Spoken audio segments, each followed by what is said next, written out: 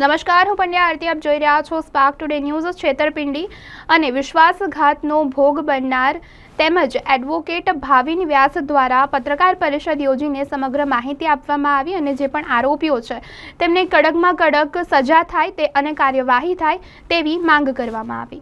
ફરિયાદી ચુનિલ ચૌધરી રહેવાસી ચેન્નઈ તમિલનાડુ પાસેથી આરોપી ઉત્સવ માડી તથા તેનો મિત્ર બેંક ઓફ બરોડાનો બનાવટી મેનેજર બનેલ ધ્રુવ તથા વિધિ કુમાવત નાઓને સાથે મળીને તેમના દ્વારા 21/6/21 થી તારીખ 3/4/23 સુધીના સમયગાળા દરમિયાન ફરિયાદી ચુનિલ માડી પાસેથી અલગ અલગ બહાને ખોટું બોલીને ફરિયાદીને વિશ્વાસઘાત લઈ ઓનલાઈન રૂપિયા ટ્રાન્સફર કરાવી સયાજગંજ પોલીસ સ્ટેશન ખાતે નોંધાવવામાં આવી. ફરિયાદના સંદર્ભે છેતરપિંડી આચરનાર આરોપીઓને પોલીસ વહેલી તકે પકડી તેમના ઉપર કાયદેસરની કાર્યવાહી કરે તે સંદર્ભે ખાનગી હોટલ ખાતે પત્રકાર પરિષદ યોજી. પત્રકાર પરિષદમાં છેતરપિંડીનો ભોગ બનનાર યુવાન તથા એડવોકેટ ભાવિન વ્યાસે પત્રકાર પરિષદ અને પોલીસ કમિશનર પાસે માંગણી કરી છે કે છેતરપિંડી આચરનાર આરોપીને વહેલીમાં વહેલી તકે પકડી કડકમાં કડક કાર્યવાही કરવામાં આવે તેવી માંગ તેમના દ્વારા કરવામાં આવી છે.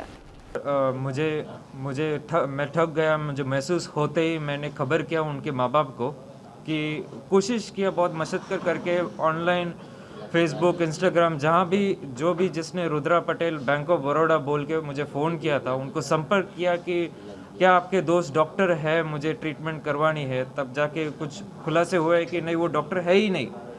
तो मुझे जख्मा लगा और मैं 10 दिन हॉस्पिटल भर्ती होके मुझे बहुत मशक्क़त करके तमिलनाडु पुलिस की हेल्प लेनी पड़ी. पर समय इतना 200 दिन हो चुके थे, कार्यवाही बहुत धीरे चल रही थी और जब एनओसी नहीं मिला मैंने CSR लेके यहाँ पे वडोदरा आ गया था.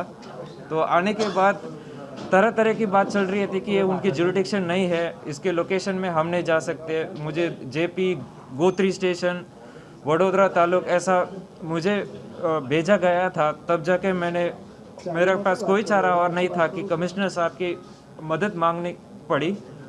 तो जब कमिश्नर साहब का फ़ोन मैंने लगा के बात किया कि मुझे ऐसा मदद कीजिए, मैं चेन्नई से आया हूँ, तो उन्होंने ना केस फाइल पढ़ने के उनको आभास हुआ कि मैं बहुत परेशानी में हूँ और बिना केस फाइल पढ़े उन्होंने मुझे CI साहब को असिस्टेंट में भेजा गोत्री स्टेशन में.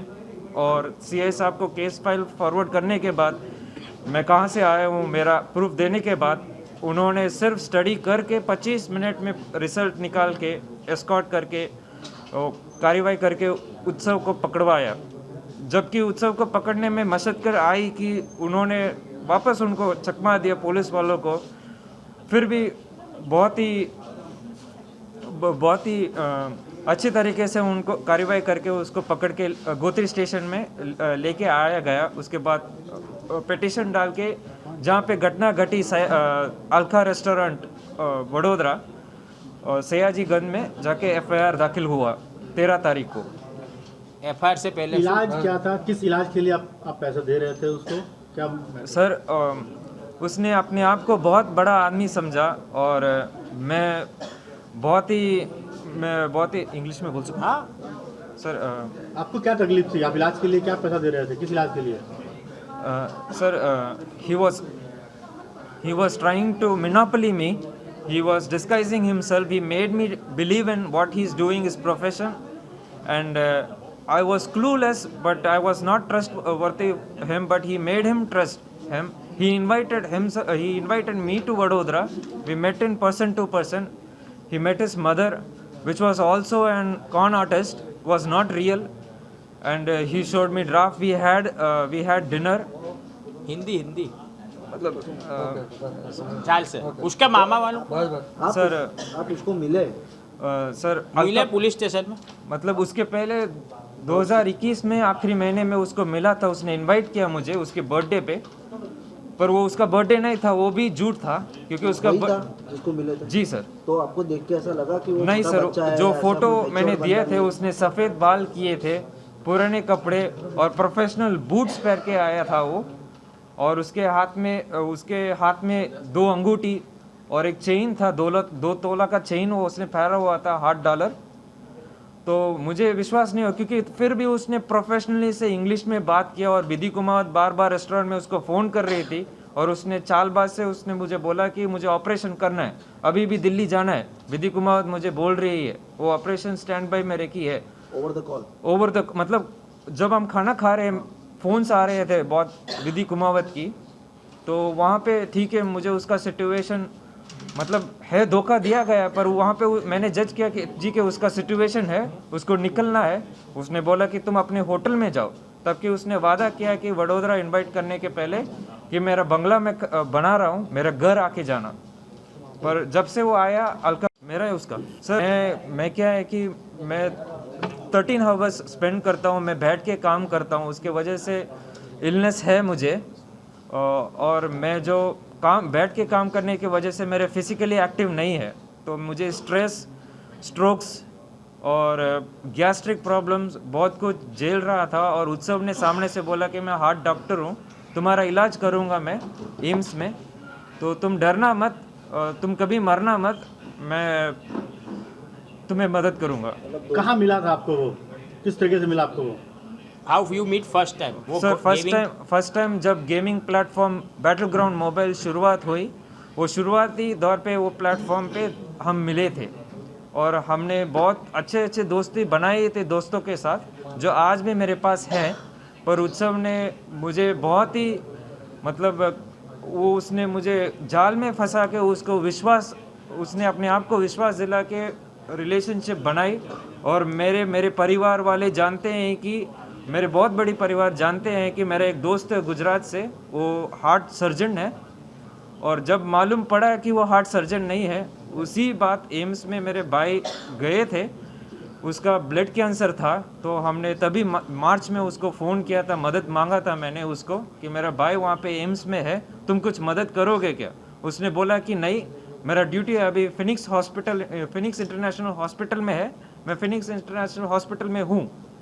और ये सब जानते हुए ही मैंने जब कार्रवाई करने की शुरुआत की कि यहाँ फिनिक्स हॉस्पिटल ऐसा है, गूगल करके मैंने वहाँ पे पूछा था कि सर आप कोई उत्सव माली जानते हो क्या?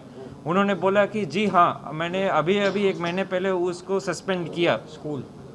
तो सर क्या आप मुझे मदद कर सकते हैं कि उत्सव ने मुझे ठगाया है इतने लाख रुपए, तो मुझे बहुत बड़ा नुकसान झेलना पड़ा है, कर्ज में डूब चुका हूँ 35 लाख तक, तो आप क्या मुझे मदद करेंगे? उन्होंने बोला कि मैं पूछ के बताऊं, तब कि उन्होंने मेरा कॉल ब्लॉक कर दिया और दूसरे नंबर से संपर्क करने के बाद उन्होंने ये बोला कि सर हम आपको कोई मदद नहीं करूंगा। मैंने बोला कि सर आप क्या मुझे उसके माँ बाप के नंबर देंगे? तो उन्होंने बोला कि माँ बाप का नंबर भी मैं नहीं दूंगा आपको, अगर आप केस फाइल करते हैं, कोई ऐसा बात करते हैं, तो मैं उनको संपर्क करूँगा और मेरे तरफ से मैं उनके माँ बाप को बोलूँगा। ओके, अब वडोदरा आए हैं, क्या डिमांड है आपकी, क्या चाहते हैं? सर मैं वडोदरा पे आया था सर, इस उम्मीद से आया ताकि वो पकड़ा जाए, क्योंकि वो मुझे ब्लैकमेल करता है हर तरीके से, क्योंकि वो मेरा परिवार, मेरे बच्चे, घर में कितने कमरे हैं और मेरे हर राज की बात वो जानता है।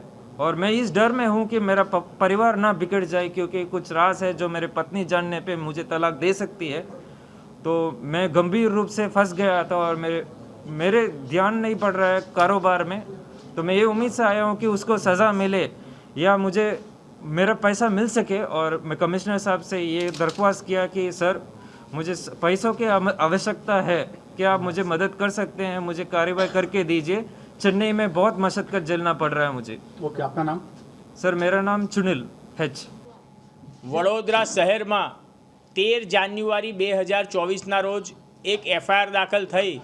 તે એફઆઈઆર દાખલ કરાવવામાં વડોદરા શહેર પોલીસ કમિશનરનો ખૂબ આભાર હતો, કારણ કે આ ભાઈ જે ફરિયાદી છે ચુનિલભાઈ હનુમાન રામ ચૌધરી તમિલનાડુ ખાતેથી વડોદરા આવ્યા હતા। 3 દિવસથી અલગ અલગ પોલીસ સ્ટેશનમાં, તાલુકા મથકમાં ને બધે ફરતા હતા, પરંતુ કોઈ એમની ફરિયાદ નહોતું લેતું। તમિલનાડુ પોલીસ પણ એમની ફરિયાદ નથી લઈ રહી, પરંતુ એને વેબસાઇટ પર ઓનલાઈન સાહેબનો નંબર શોધ્યો અને કમિશનર સાહેબને આદેશ કર્યો તો સયાજીગંજ પોલીસ સ્ટેશનમાં જે ગુનો નોંધાયો, પરંતુ ગુનો લાગે છે એટલો સરળ નથી।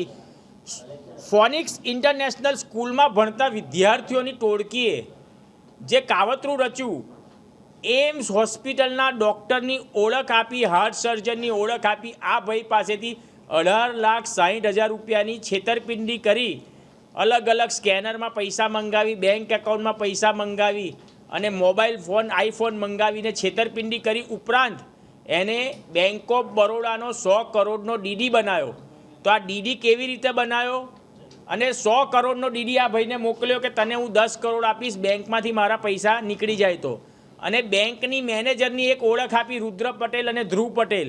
તો એ કોણ છે અને કેવી રીતે ડીડી બન્યો, તો એની કલમોનો ઉમેરો થાય. સાયબર ફ્રોડ કર્યું છે. બેટલ ગ્રાઉન્ડ ઇન્ડિયા નામની ગેમ એપ્લિકેશન પર આ ભાઈ ચેન્નઈથી ગુજરાતના વ્યક્તિને મળે છે, કેમ કે આમને ગુજરાત પ્રત્યે લગાવ હોય છે. તો એ રીતે મિત્રતા કેળવી, ડૉક્ટર તરીકેની ઓળખ આપી. પહેલાં 500 રૂપિયા ઝોમેટો કા ભરવાયા ને, પહેલાં 500,000 રૂપિયા કપડાં શૂઝ એવી રીતે એને ઓનલાઈન સ્કેન કરીને મંગાયા અને ત્યારબાદ મોટી રકમની તોડ કર્યો, 100 કરોડનો ડીડી બનાવ્યો. એટલે પોલીસની તપાસ ઘણી સારી છે. એ લોકો ભાયલી ખાતે અલકા રેસ્ટોરન્ટ અને નીલાંબર પ્રી સ્કૂલ પાસે આ ઉત્સવ યોગેશભાઈ માળી રહે છે. 20-21 વર્ષનો છોકરો છે. એના મામા કે કાકા કોઈ મોટી પાર્ટીમાં, પોલિટિકલ પાર્ટી એક જ હોય એટલે એના બહુ ઊંચા હોદ્દેદાર છે, એટલે કદાચ દબાઈ ના જાય એ આપણે જોવાનું. પ્લસ બીજા આ રુદ્ર પટેલ, ધ્રુવ પટેલ, વિધિ કુમાવત, આ બધા કોણ છે? એક સાથે ભણતા ઠગ ટોળકીના લોકો. આવી રીતે કેટલાય લોકોને ઠગ્યા હશે. આ ચેન્નઈનો ભાઈ છે જેની સાથે છેતરપિંડી 20 લાખની કરી. તો કોને કોને ઠગ્યા છે? માતા પિતા વાત જાણે છે કે કેમ? ભાયલી ખાતે રહે છે. તેમને આજે પણ 13/1/24થી લઈને આજે 2 ફેબ્રુઆરી 24, આજે 20 દિવસથી આ લોકો ખુલ્લે આમ ફરી રહ્યા છે. તાત્કાલિક ધરપકડ થાય અને એમના વિરુદ્ધ આ બોગસ ડિમાન્ડ ડ્રાફ્ટ કેવી રીતે બનાવ્યો, બોગસ કાગળિયા કેવી રીતે બનાવ્યા, તો 465, 67, 68, 71ની કલમ લાગે, કાવતરાની કલમ લાગે અને સાયબર ક્રાઇમ, કારણ કે ઓનલાઈન કોન્ટેક્ટ કર્યો છે આ ભાઈનો. આ ભાઈના ડેટા હેક કર્યા છે, આ ભાઈના ફોનની ગેલેરી હેક કરી છે અને ડૉક્ટર તરીકેની ઓળખ આપી છે. તો સાહેબ 406, 420 એટલે વિશ્વાસઘાત અને છેતરપિંડી. પરંતુ હું પોલીસ નથી ને પોલીસની ઓળખ આપું, હું વકીલ નથી ને વકીલની ઓળખ આપું, તો ખોટી ઓળખ આપવાના ગુનાની કલમ પણ લાગવી જોઈએ. તો અમારી તો એ માંગ છે કે કોર્ટમાં રિપોર્ટ કરીને કલમોનો ઉમેરો થાય. એફઆઈઆરમાં જ લખેલું છે કે એમ્સના ડૉક્ટરની ઓળખ આપીને છેતરપિંડી કરી.